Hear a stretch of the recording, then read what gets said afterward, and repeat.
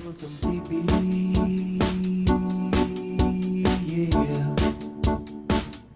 Are you ready for some Digby? Yeah. Yes, ladies and gentlemen, the throwback tunes to mark. For your throwback guest, yeah. Well, the thing is, Heather, here's How the thing. dare you? What is old is new again. I Because guess here so. we are on the brink of another quagmire. Yep. And, I mentioned that there's a lot of things I want to talk to you. I got a whole list, obviously, Pam Bondi's gone. This war in Iran, Trump now asking for $1.5 trillion in defense spending annually. The DHS, longest partial shutdown in the history of the country, and the Republicans seem to be completely at each other's jugulars. And then you wrote a piece about Victor Orban in Hungary, and all this week we were like, wait a second, why are all these right-wingers coming back from Hungary to visit Victor Orban? Dave Rubin, who are the others? Rob Schneider. Rob Schneider is I just think Chris back from Ruffo's Hungary. been there. And now it's announced that J.D. Vance is going to go and stump Yeah. for Orban. He's going on the trail with Orban. Yeah. I want to get to that, but let's start with Iran. And just before the break, I had mentioned this. In 2003, and I'm sure you remember at least some of it, through a Swiss ambassador. This is in the wake of 9/11. Iran was very, very helpful. They were natural enemies with Al Qaeda. They were very, very helpful. There was candlelit vigils. The Iranian people were very supportive. And through a Swiss representative, they offered a comprehensive, it was like a grand bargain, comprehensive peace deal, which was limits on its nuclear program, cooperation against Al Qaeda, help with stabilizing Iraq. This was, in the run up to the war. They were willingness to accept a two-state solution for Israel. They were willing to sign on to the Arab League's Beirut peace plan. And what they wanted was essentially sanctions relief and security guarantees and normalization. And apparently, Larry Wilkerson, you remember him, he was Colin Powell's right-hand man, sort of did a big reformation tour in the wake of the Bush years to make, to protect Powell's reputation and probably his own. Wrote extensively about this because he and Powell wanted to do this. And of course, Cheney and Rumsfeld said, we're not doing that because the neocons had very grander plans. And apparently the guy who, Kamal Karazi, was the diplomat who led that initiative on the Iranian side. He is the guy who just 2 days ago was targeted by either Israel or us. We killed his wife. Yep. And I think his son, and injured him. He was the former Iranian foreign minister, to make sure that he was not in a position to negotiate any type of peace. I mean, this is, it is psycho stuff. It's not, Bush and Cheney and et al., they had done very similar stuff, obviously walking away from a deal like this because they wanted to have this war at one point. But here we are again.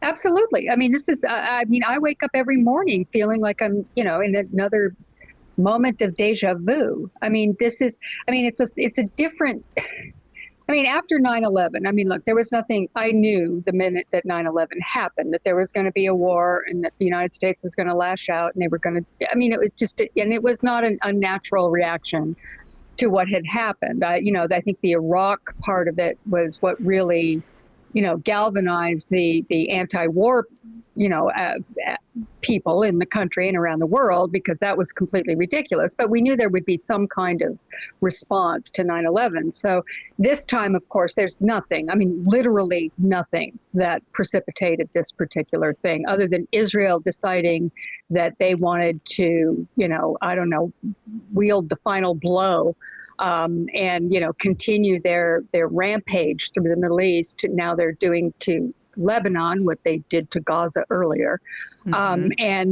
So, we decide, I guess, Trump, emerging from his triumph in Venezuela, figured that he was now king of the world and could do anything he wanted. So it is slightly different. But the fact is that when the United States government wants a war, which they wanted in 2002 and 2003, and which apparently Donald Trump wanted now, they just do it. And the people who are there to trying to do any kind of peace agreement, doing any kind of mediation, they just, they're either eliminated or they are marginalized or they are somehow taken out of the picture, despite all the paeans to, oh, we're peace, we want peace. And I mean, Trump, doing his Nobel Peace Prize tour. So, this is not a new thing.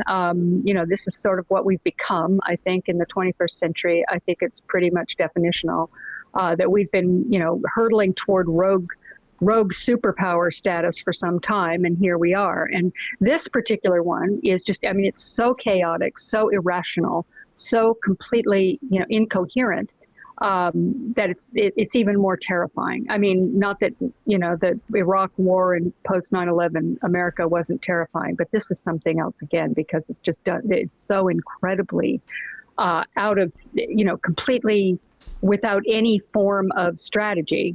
I mean, the neocons, they were terrible, and they had a completely ridiculous, naive idea about we're going to spread democracy at the, at the end of the gun.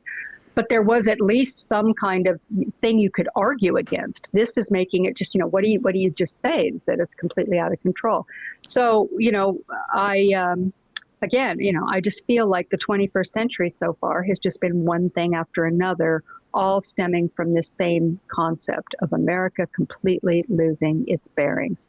And, now I think we're at the end, we're coming to the end of that particular, trajectory that we've been on for the last 26 years. And this is a very, very dangerous moment. Very dangerous. I mean, the assassination of the more peace-prone negotiators is a tactic that the Israelis have consistently used. So we talk about, like, what is happening in Lebanon, or just Trump, or that they've seized just a ton of territory and have said, okay, if you're south of the Litani, you have to evacuate for a small period of time, but don't worry, you'll be able to come back. When has Israel claimed that before and never, and obviously reneged on that? It's an ethnic cleansing campaign. But in terms of like the U.S. tactics of in wartime, Trump is bragging about bombing civilian infrastructure. Oh, yeah. I mean, I'm still I don't think that we should take these psychotic Christian nationalists at their word when they say they didn't mean to double tap the girls' school when it was available on Google Maps to say that this was a girls' school at this point. And Iran is now saying, oh, hey, you're going to target our civilian infrastructure. They're now threatening U.S. tech companies in the region in response to this, and saying that they're going to bomb them there. Because all Iran can do is escalate. This is part of what is so scary about this moment. Yeah. They can't trust the Americans in negotiations because of these horrifically these horrific tactics, and because in negotiations they've used that to lull them into a false sense of security and bomb them before. So what else is Iran going to do but escalate? And Trump is going to be roped into that because he doesn't want to look like he's losing. So this is where this is even scarier than I think people are grappling with right now. I mean, I would add, the only thing I would add is that I think what this, we've said, like, he's high on his own supply after Venezuela and he's being lobbied, but I really don't think we understand. I don't know if we'll ever know, but it's interesting that we have yet to see, and I imagine we'll see this, I don't know, it'll be 3 years or 5 years or 10 years down the road. We will start to read about how people around him were like, why is he doing this? Yeah. And because it it doesn't make any sense unless, I mean, to me, the only way to make sense of it, because he had promised, Miriam Adelson that he would be okay with annexing the West Bank, and certainly they've gone forward with that project. Absolutely.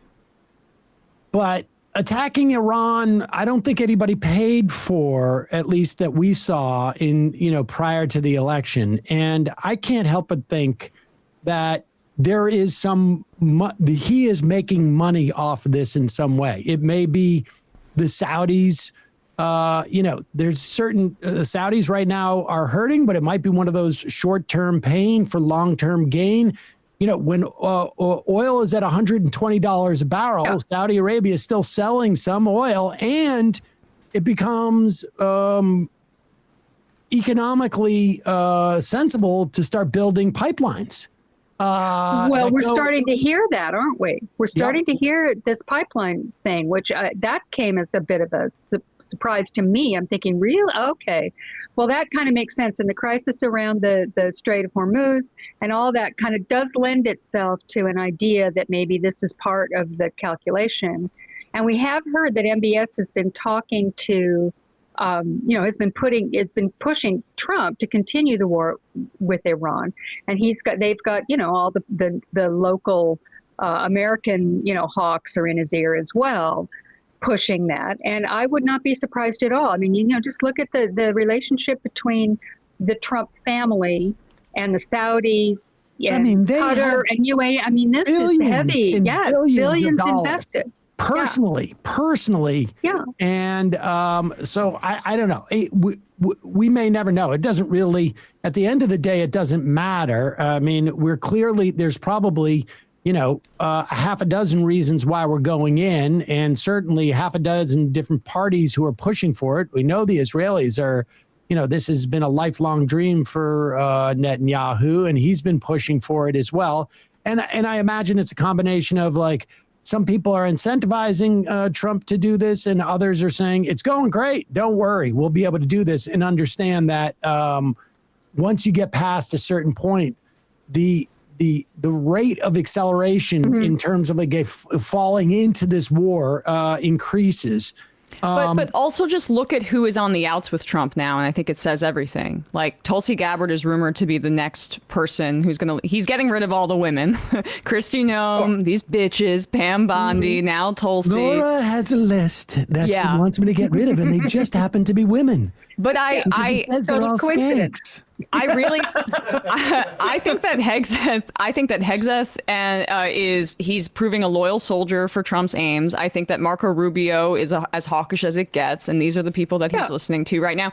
And he's tweeting out, tune into Mark Levin tonight. He's listening to Mark Levin. I mean, who is as Zionist hawkish as it gets. So he's tired of hearing from on Megyn Kelly and Tucker Carlson criticizing this war stuff. He's into boomer Fox News traditional neocon territory. That's where he's at right now. And that's where he always was going to end up if you had two brain cells to rub together. Of course. It's one of the most annoying things about this. I'm trying very hard not to, get too heavily into the I told you so's, but for the people who, on the MAGA side who are, well, he's not going to do any forever wars. I'm just going, have you met Donald Trump?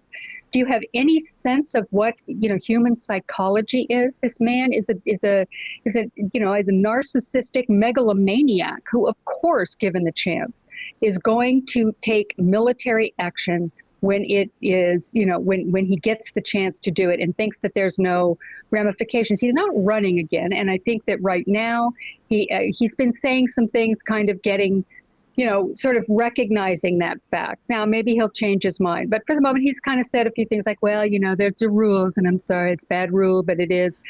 And I think this is legacy building for him. This is where he is now. And I think being a great conqueror has been, implanted in his mind as being a big part of his legacy now. And so, it doesn't really take much to get this guy on. And all these people who thought that he was some kind of a peacenik, It's taking everything in me not to throw this back in their face, as the Tucker Carlsons and Megyn Kelly's go, what war? We didn't sign on for that. I'm going, give me a break. And here is a clip. Get 13 ready, please. This is a clip or a mashup of, as the kids say, of Donald Trump on the campaign trail when he absolutely promised that, what government can do. And now it just turns out like, oh my God, we ran out of money because we got to do the war thing. Yeah, I know. If you win in November, can you commit to prioritizing legislation to make childcare affordable? And if so, what specific piece of legislation will you advance? Well, I would do that. Childcare is childcare. There's something, you have to have it. In this country, you have to have it. We're going to make this into an incredible country that can afford to take care of its people, and then we'll worry about the rest of the world. Let's help other people. But we're going to take care of our country first. This is about America first. We can't take care of daycare. We're a big country. We have 50 states. We have all these other people. We're fighting wars. We can't take care of daycare. You got to let a state take care of daycare, and they should pay for it, too. They should pay. They have to raise their taxes, but they should pay for it. And we could lower our taxes a little bit to them to make up for, but it's not possible for us to take care of daycare. Medicaid, Medicare, all these individual things, they can do it on a state basis. You can't do it on a federal. We have to take care of one thing, military protection. We have to guard the country. So what? We're spending $11 billion a day in Iran. And when I said this point on CNN last week, when you look at Bernie Sanders' College for All plan from a few years ago, it's around $50 billion a year, but say adjusted for inflation and it's 60, say it's 70. We could pay for college for all for people in a week in what we're spending in this war in Iran. And many of the people, the young men and women that will die over there, joined the military for the GI Bill so they could get a college education. I think that says everything about our priorities. And this might be Trump's greatest scam, like how he flipped there. The fact that he tricked people into thinking this is maybe his greatest scam of all time. Well, it may be. I don't even know if it's, I don't even know if it's his scam. I mean, I don't know if he knows what he's saying when he says things well, like this. To be fair, I thought there was a lobby for childcare that would pay me more money. And it turns out the guys with the weapons did. That's all. Yeah. It's even Steven. Hey, yeah. Fair. I mean, I think it's really brilliant, though, that he gave that comment that you just played, that he made about the daycare and what have you. I mean, it just happened a couple nights ago, right? I mean, he was at some at an Easter event of some sort. And, so he said this, and I mean, he just said it out loud. He said this is Russell's vote. This is their whole Project 2025. It's the Heritage Foundation. This is what they've been saying. They leaked that video by mistake, too. They did, and they pulled it back. And then they pulled it back, but they didn't want that out there. Nope. I mean, well, you can imagine what the Republican candidates and the Republican, House members and senators thought when they heard that. I mean, it's like, oh my God. I mean, that is going to be in every Democratic ad, because he just said the quiet part out loud. He just said it, and he said we can't afford to pay for daycare, Medicaid, and Medicare. Fox News brain rot, people. I mean, did you hear what he said there? And that the states can pay for it and raise their taxes because we can't afford it because we have wars, and our only priority is, military protection. And I'm sure he would add in immigration enforcement to that too, because you don't have a country, if you don't have borders, you don't have a real country anymore. Remember, he said that a million times. So this is what we're dealing with. I mean, when I first heard it, I'm going, well, when you have Donald Trump as president, you don't have a country anymore. Because what he's essentially saying there is that the United States is merely an army and a police force. And everything else that the United States stands for as a country is just a bunch of collection of states that can do whatever they want. And, by the way, if you want to move to a new state, well, guess what? You're moving to a completely different country, essentially. He wants to turn the United States into the European Union with an army, with one big army. This is not the United States. It's not a country. He's not talking about a country anymore. And I heard that, and I'm just going, this is, to me, this is a bit of a watershed. Now, I don't want to say, it's a turning point, maybe, we all say that every time he says something like that. But I think this war, this is big. I mean, I think it's a big, big moment for the American people. I think if you look at the polling, you look at how people are receiving this, I think that maybe the veil is falling on it. It seems to be a little bit in the media, which, in the mainstream media, that they're seeing here what we're dealing with, which is this is a catastrophic decision that he made that is changing everything within the country and outside the country.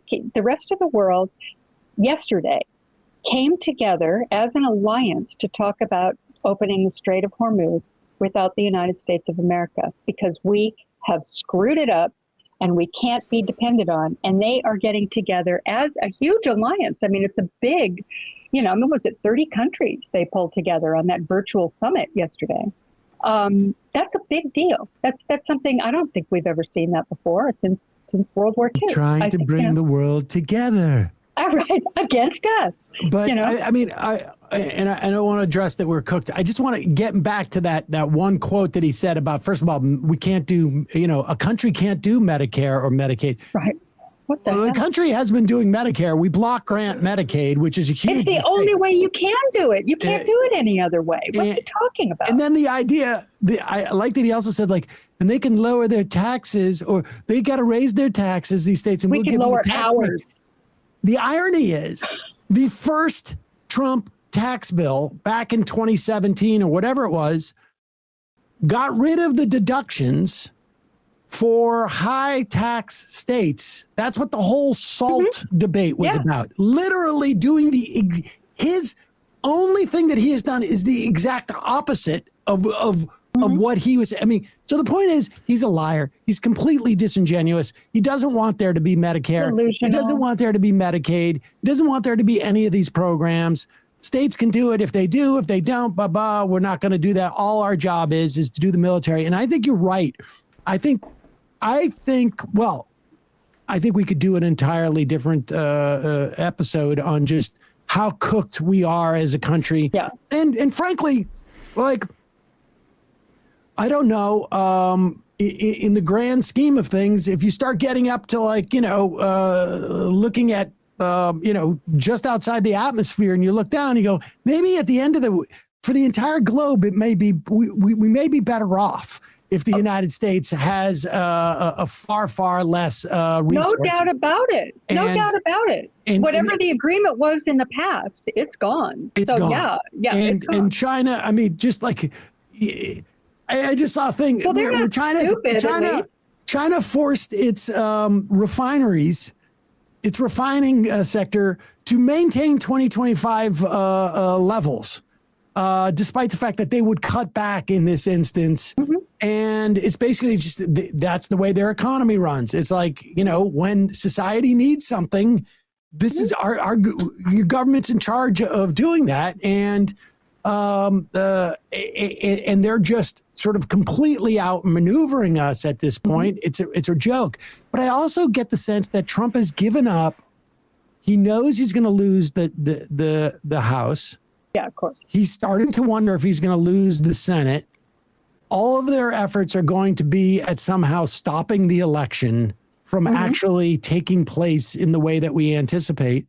He's putting his defense attorney in as acting DOJ, which he will have for at least 210 days, I guess. He'll have him in there, which it doesn't seem long enough to me, unless he's like, I don't need this guy to defend me. He'll go into the private sector and defend me against the impeachment. I need him here to make sure that, whatever we do over the next 200 days, which will take us past the election, will, keep me in power. I think, and I think he realized, I think he realized, at least to some extent, the Iran thing can't be helping him in any way. He must be aware of that. That's why I think he's getting paid off in some other fashion, because it just doesn't make any sense. He's the type of guy in the past who's done or said anything to save his own hide, and he doesn't seem to be doing that right now unless he's getting his hide tanned from somewhere else. I don't know how else to say that. Well, I think that's a big part of it. I mean, I do think that, I mean, he's setting himself up. They've already made billions. They're going to continue to make billions. God only knows what deals are being struck that we will hear about later down the road that we don't even know about yet. So he's setting up the family, I think, for massive, massive, corruption and graft. And I mean, it's obvious, right? I mean, we know that. But I also think that, I mean, this has just been my theory for the last, and my theory is still, I think, correct, but it's starting to get shaky from his perspective because he's been building his legacy. I mentioned this earlier. This is about the ballroom and the Arch of Triumph and all, getting the Nobel Peace Prize and all this other garbage that he's been doing for the last year. That this is his thing now. I'm the greatest president the United States has ever had. He knows he isn't. He knows he's just a fluke, that he's actually hated by vast, vast numbers of people. But on some level, he thinks I'll build enough statues and build enough buildings and build a tall enough ballroom and do whatever, that I'll be remembered as the greatest president the world has ever seen, perhaps the greatest leader the world has ever seen. I mean, he's a true megalomaniac. He really is. I mean, I think he truly is trying to convince himself and the rest of the world that he is that. And yet he's losing his grasp on that every minute of the day. Because I know, he's crazy, he's old, he's out of his mind. But I know he follows the polls, and I know he knows what those polls are saying. He pretends that he isn't, that he's only seeing the good. People around him are saying, well, he's only seeing the good polls, so that's why he's saying it. No, he knows. I think that much he does know, and the legacy is starting to slip away from him. I think he's seeing now that all this stuff that he's doing, Iran is a cold water right in his face. That his great, moment astride the world like a colossus is actually not true. That Venezuela was just a, picayune little military operation and it meant nothing. Now he's in a real war with a real adversary, and he's losing it, and he can't figure out a way to get out of it. And I think as he's watching this legacy start to slip away, even the ballroom this last week, that the judge said you can't build it. I mean, I think even the judge. I think he can go ahead now, though. But because of the commission saying that it's okay, or something to that effect. Yes. Yeah. Well, it's the only thing that's kept his attention, and so I do get a little bit of joy thinking about the heartbreak he might have felt. I get a lot of joy. Yeah. Are you kidding? I mean, I live for it. I mean, this is it. I mean, I'm like at a point where I'll take anything I can get just to, whatever makes him unhappy. By the same token, though, when he is unhappy, he becomes even more unstable. I mean, you can see the last week, I really feel like the deterioration is really becoming just so blatant that even his own people are seeing it. And you're starting to see leaks coming out of the White House, like this article in Time magazine that came out today, or yesterday, I guess, that they're talking about how Susie Wiles is telling people, hey, probably need to bring him some more of the bad news. It's not a good idea for him to just get the rosy scenarios about the war. And it says that Hegseth really was, he was shaken to find out that Iran would actually retaliate against, the Saudi Arabia and all the Mideast countries. And you're going, what? Are you kidding me? An idiot. Like, truly in the sea of idiots, he's number one. One of the worst. Yeah. I mean, Colin Jost is actually, his impression of Hegseth is really too nice. I really think he really pulls his punches. Because when Hegseth speaks, I'm torn between laughing and crying at how idiotic it is that this man is actually in charge of the Pentagon. And he's spending his time firing, women and black generals and people who are... He just fired... I mean, I think people should really understand this.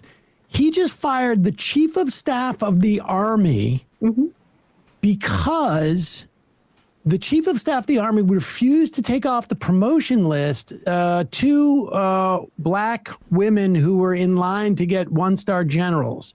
Now, aside from, and we got some, let's just, we have some video on this. Aside from all this, here, put up the number 8. this was we've been tracking this for the past couple of days.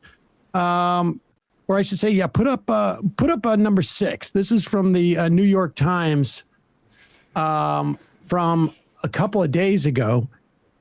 And Hegseth wanted to make sure these people were off these 2 black and 2 female officers from the promotion list. I'm sorry. So it's actually 4 people.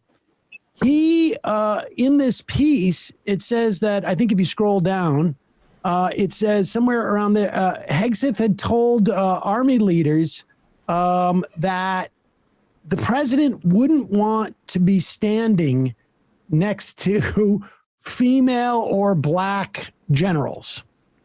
And so, therefore we can't have any because you don't want them to get stuck in the same place together. And Hegseth is just like the most qualified guy ever. Oh yeah. So coming from being a defender of war crimes and lobbying to get these war criminals pardoned successfully under Trump, to being also a Fox News host, and now he's the head of the Pentagon, so he should be telling everybody else that they're unqualified. But here's the amazing thing: we just fired the chief of staff of the army when we are in the middle of a war. I mean, this isn't a small skirmish. This is a big war. And I don't know, Brian served, yes, sir. as a vet. Brian, I know you're not you're not an expert, but would you say Audie Murphy over here? Yeah, would you say the chief of staff of the army is an important role in the middle of a war? I believe that role would be described as critical. Critical. And you've just fired that person because you didn't like the promotion list that he wouldn't intervene with. I mean, aside from him probably saying like, hey, dude, I'm in the middle of a war. I don't have time to deal with this. I mean, this is amazing. It is insane. But I guess if, as long as we're not woke, the Iranians will be like, you got us. We were going to mock you for being so soft. Like, where's your pink uniforms? But now. Well, maybe this is what will do the trick, is making sure that anybody that tries to promote women or black people within the army, like that will unleash the strongest military that country, the world has ever seen, and finally will win this war. Of course. They will all be basing their image on Donald Trump, their great commander-in-chief, the man who wears more makeup and hairspray than RuPaul. I mean, this is a guy that, they all need to emulate. And that, Pete, he looks pretty. He wears, his makeup is perfection. Let's just put it that way. He really, really looks good on camera. He's got a whole makeup room set up in the Pentagon just to take care of it. So, yeah. From the liver damage. Yeah. Exactly. I mean, this is the insanity of it. I mean, you have these guys going on social media doing pull-ups and showing off their muscles and it's like a cartoon show. What are you talking about? I mean, it's absolutely beyond belief that we have. I mean, look at the propaganda that they're putting out about the Iran war, that the Pentagon is putting out, and it's like, what are we talking about here? This is actual humans. I mean, do we have any idea how many people have died in this thing? Well, that is what's the death toll? We don't know. I mean, in Iran, it's thousands, but in U.S. troop deaths, Sam headlined this, but there was an F-15 that was shot down, it appears, and Iran's actually saying there are 2 that have been shot down. But we have one that's confirmed, although the administration continues to deny it to the press. Jeremy Scahill had this, of course, hours ago, but now CNN's even reporting it. And there are conflicting reports about whether or not the pilots evacuated. If they evacuate and they land in Iran, they could potentially be hostages, or they could be killed. And there was a report from The Intercept 2 days ago that Nick Turse kind of crunched some of these numbers and found that the Pentagon's numbers are not reflecting really what the true death and injury toll is. We don't know, but they were trickling out the deaths when the war started. I wonder how much information they're withholding right now, because Trump keeps saying 2 to 3 weeks. Like they feel they have this limited window, but it's just going to continue to escalate as things have gone. Of course. And, by the way, if Iran does capture these pilots, which is a fairly good chance that could happen, that seems to be the big story this morning of, what's happened to the pilots. They found the ejection seat. I guess there's actual footage of that. So it appears that they did eject from the plane. And, I have to wonder if they capture them. Donald Trump is known to be saying that he doesn't like people who've been captured. He he prefers that they not be captured. You may recall he was talking about John McCain at the time, a prisoner of war. So who knows what he will do there? And that's another, that's a very, it's a very useful bit of leverage that the Iranians will have if they capture a couple of fighter pilots. And this is how wars escalate. This is, if these people, one of the most shocking things about this is the total lack of historical knowledge among these people. Trump and Hegseth and the rest of them. It's like, I'm no military scholar, but I've been around long enough to have read about, and lived through several wars. And it's like, this is ridiculous. The ideas that these people have of just, it's like, again, we're living with people who are like cartoons. And part of the problem is that the American public has no sense of history. Although I have to say, the American public,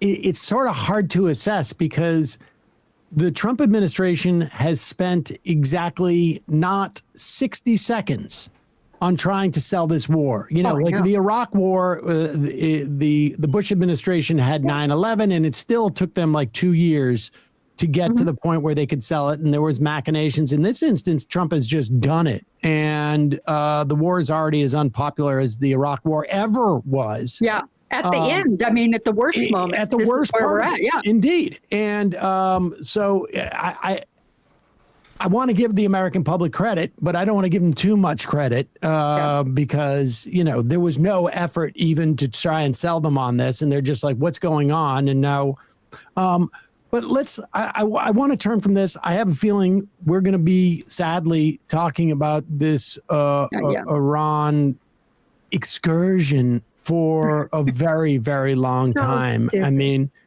He meant incursion, but he's just stupid to know that, I call it a little excursion, like a little distraction. Stupid. As long as I don't call it a war, then I can't get in trouble. Yeah, exactly. Even though I say war 50 times a day. Yeah, and even though in his speech he kept listing the length of World War I, World War II, and like all these other wars, Vietnam, and said, but our military operation is only lasting this amount. It's like, then what was the point of comparing it to the other wars if it's not a war? Yeah, it's just so stupid. I do want to. My brain hurts. You wrote about Victor Orban, this, and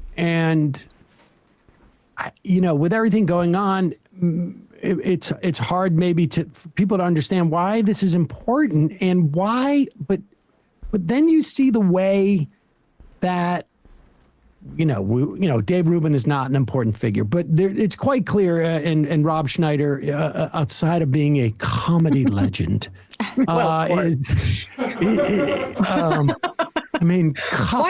he gotten the Mark Twain Prize? Come on, American Gigolo or what was it? What was it called? Deuce Bigelow, male gigolo. Oh, Deuce Bigelow, jail, whatever. All of it.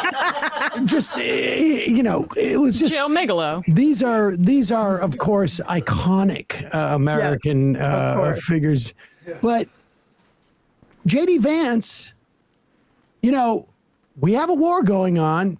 The outside of the Democrats are, whatever it was, 55% of Democrats think Democrats are crappy, but they're still crushing it in special elections, which is indicative of the fact that we have a two-party system. Right. We have no choice. If we did, maybe it'd be different. Horrible as the Democrats as a party are, the Republicans are worse. You would think the vice president, right, the presumptive nominee, I mean, if there is going to be one, in 2028, the presumptive Republican nominee, at least he would be the presumptive forerunner, would be out there trying to shore up the base going into the midterms. And now he is being sent to Hungary to campaign for Orban. What the F? Well, I think there are two things going on with that. I wrote about this, and I've been writing about this Orban phenomenon for a couple of years now, as we've seen the right wing, the sort of quote intelligentsia of the right wing, if such a thing actually exists, have really glommed onto Victor Orban and his program. And this is part of the Project 2025 thing, and it's part of the Heritage Foundation, and this sort of group of conservative, erstwhile conservative intellectuals deciding that this program was going to work in the United States, which is a joke. But Victor Orban came in. He also, he follows Trump's trajectory in the sense that he was elected, he failed, he lost his next election. Then he was more or less a little bit normal in the first one, or more normal than he is now. He came roaring back on an immigration platform, and won. And he's, subsequently been reelected numerous times under very dubious circumstances with the kind of, election manipulation that they're attempting to do here in the United States. And his part of his program was taking over these institutions within their culture. They called it sort of a soft fascism, which is just, that it wasn't really military guys in the streets or, jackbooted thugs or that sort of thing. It was much more of this institutional takeover of the universities, particularly the media, where he put cronies in charge of the media. And, censored in academia anybody who didn't agree with them, that sort of thing, which we're seeing Donald Trump do. I mean, This in his second term, it's just following it, bit by bit. Now, Hungary doesn't really have a military to speak of, and they have a very close affiliation with Russia, which, they're very dependent on Russian energy and Russian oil. So, this idea that these conservatives they are really bought in on Hungary's program. Rod Dreher, he went over there, he lived there, he moved to Budapest so he could be part of it and feel the beauty of the Orban, policies. I mean, it was so great. The streets are clean. Tucker Carlson went over there and walked the streets of Budapest going, look how beautiful it is. We could have this if only, You can try your testicles there. Exactly. It's perfect. It's manhood. Yeah. Yeah. So they are really bought into this. The problem is, and here's the issue, and part of it was the immigration thing too, because Hungary didn't really have an immigration problem. This is part of the weird thing. He ginned that up. It was all about immigrate. They're coming here to kill you in your beds. They're going to rape your women. They're, all these. And it was during the Syrian, war that was going, a civil war, and there were a lot of Syrian refugees. And of course, he was doing that. And Hungary really wasn't part of that, but he used it to his own advantage in his elections and basically scared the hell out of people. And that's what happened. Doing it again in this election, only it's the Ukrainians who are the evil ones who are coming to kill you in your beds and rape the women and all that. And it's like this time, the public in Ukraine, the public in Hungary is going, really? The Ukrainians are coming to kill us. Okay, great. And there's an actual opposition party there. He's a former member of Orban's party, the Fidesz, and he is running. His name is Peter Magyar. And he's running as sort of a, he gloms onto some of the culture war stuff. They're very culture war oriented, anti-LGBTQ, all of that kind of stuff, anti-feminist. They've got, they're giving money to women to stay home and have as many babies as possible, the usual garbage. And Magyar hasn't really rejected all that stuff, but he has totally rejected the economic program, and Hungary is in deep shit economically. And so this is happening. It's possible that Orban, I think the election is on the 12th of this month, so it's right around the corner, and they're sending in the big guns. Rob Schneider went over there to help them out. I mean, they're not holding back. And of course, then we've got JD, who's going over to actually stump with Orban. That's how desperate these conservatives are to save his presidency, because, or his administration, and get him elected again. Because if he loses, it's kind of just it's a complete repudiation of their whole program as well. And Magyar has been polling ahead the whole last year, and he's way ahead right now. And there's a good chance that he's going to win if they have a free and fair election, which, as we well know, is always up for grabs with these people. So that's where we are. And it's a very interesting thing. I hope everybody watches it, because this is their model. This is their model. 2 weeks away, less, the election. Yeah. I mean, it is weird. I think it's hard to people appreciate, like, what a model this becomes, and it changes the narrative. Like, oh, this can't survive this type of, a rule. I mean, it's also interesting too, where you take a look at it and you really get a sense of what authoritarianism is. Yeah. Without like, I think for many years, people have felt like, troops, at every corner, and, the Stasi and this and that. But you can have this type of authoritarianism, and it may ultimately lead there. I mean, frankly, look at us. Just Trump. I mean, aside from like intimidation of universities, forcing what is it, Stanford or somewhere to give us a list of all the Jews there. I think it's Harvard. Harvard, rather. Sorry, Yep. Penn, exactly. Penn. But also all the harassment of the law firms. But even something like paying the TSA, right? Like, if you can justify doing this without our system. First of all, everybody's going to have those expectations in the future. Could you also not pay people? Like, if you have the right to pay people and it's not been congressionally authorized, why wouldn't you have the right to not pay people, despite the fact that that's not been congressionally authorized? Well, I think they've been testing that from the minute they came in with Doge and all of the stuff that they've been doing. They've been testing the waters. Here's one difference, though.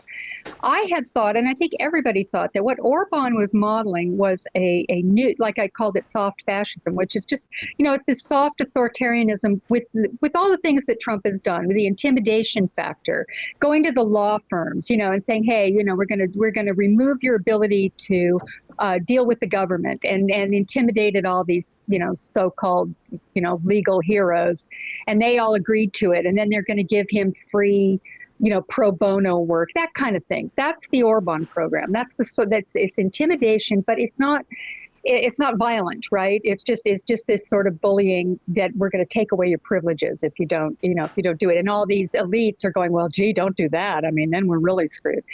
But Trump actually went a step further, because he's got a guy named Stephen Miller who is not an Orban guy. Stephen Miller is not that. Bannon is, and Miller isn't. And Miller, he put him in charge of this immigration program, which was huge. And they put the thugs on the street. They went ahead and did that hardcore violent thing. And that was actually going way further than Orban. And that's also one of the things that has been instrumental in turning the tide in public opinion. Yeah. And when people started to see that here, I mean, that is Stasi stuff, right? I mean, that's what we're looking at. And you're seeing, and the surveillance, the facial recognition and all that kind of stuff, that's very Stasi Big Brother. That's Stephen Miller. Miller and Bannon, and Skid, you pointed out Bannon, because he's a good example of this, because Bannon's been over in Europe for years, since the first Trump term, trying to put together this alliance of the right-wingers and all that stuff, and very much into the whole Orban program, and trying to get this stuff together. Yeah, he was not for any of that. You want to keep it, you're supposed to keep it subtle. You're supposed to keep it, well, not subtle, but you're supposed to keep it nonviolent, because that's not the modern way. They're supposed to be smoother than that. You're not supposed to do this so that people are where you start shooting citizens in the street. That just wasn't really part of the program. Miller, no, it is part of the program. His program is to absolutely dominate, intimidate, and essentially unleash violence on his political enemies. And that is not what Orban was supposed to do. Yeah, sorry, Heather, go on. No, go ahead. I'm sorry. No, it's just to zero in on the difference then between, like, Miller keeps winning and Bannon keeps losing. Exactly. And I just want to keep pointing that out, because as Trump says he's the America First guy, we played the clip of him saying, we don't have money for healthcare and childcare because of wars. It's the exact opposite of what he said his agenda was, which would have been more in the Bannon style. Like this whole like militarism, that the violence is Stephen Miller. And JD Vance, if he really thinks he can turn back the clock and be the America First guy with Orban and Bannon and the organized right in Europe, good effing luck, dude. You are tied to this war. You are tied to these tactics. Don't it's going to be interesting to see how he tries to cozy up to that part of MAGA that continuously loses within the administration. Yeah. And I mean, this is going to be fascinating to watch, terrifying, but fascinating, because you've got him and he's trying to continue to lean into that faction without, rejecting Donald Trump. I mean, that's a very, very, very high wire to be walking on. And then you got Rubio over here, his chief rival, who's just all in as hawkish as he can possibly get. I mean, the guy he's always been a hawk. It's nothing no surprise there.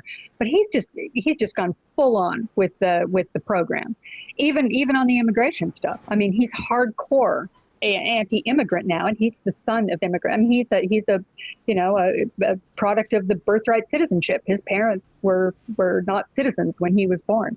As same is true of Don Jr., Eric, Ivanka, and Barron, all of whom their mothers were not citizens when they were born either. But I mean, this is a big this is where the rivalry is, and we're going to see that play out.